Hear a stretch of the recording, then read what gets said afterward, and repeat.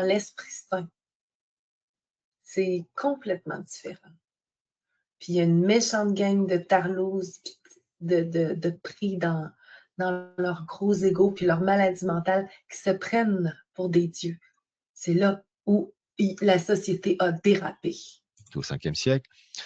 Et il y a eu Abou Issa au 7e en Perse, au 7e siècle. Toujours en Perse, il y a eu David al-Roi, 12e et 13e siècle. Et vous avez, 12e siècle, je crois.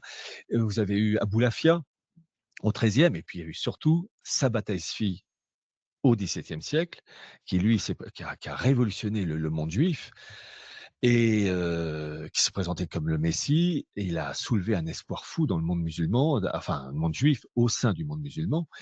Et face à sa puissance, le monde ottoman l'a mis au pied du mur et l'a menacé de mort. Et Sabata Esfi s'est converti faussement à l'islam, lui et ses disciples.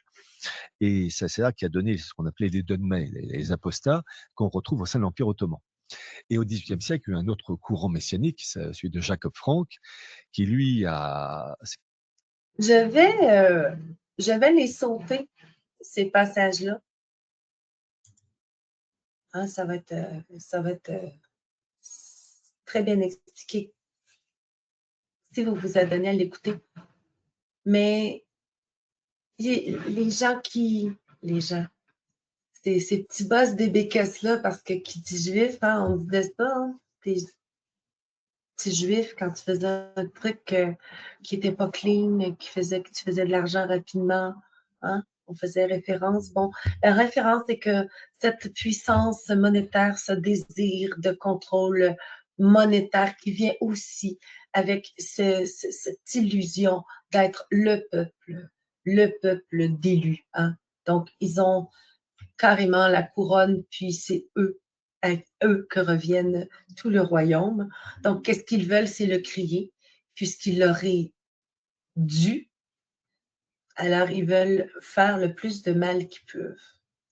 Donc, cette section qui est représentant l'homme, on voit aussi tout ce qui est côté libéral, tout ce qui est côté américain, anglo-saxon, versus le côté Dieu, hein, qui est plus la base du mouvement Loubavitch et russe.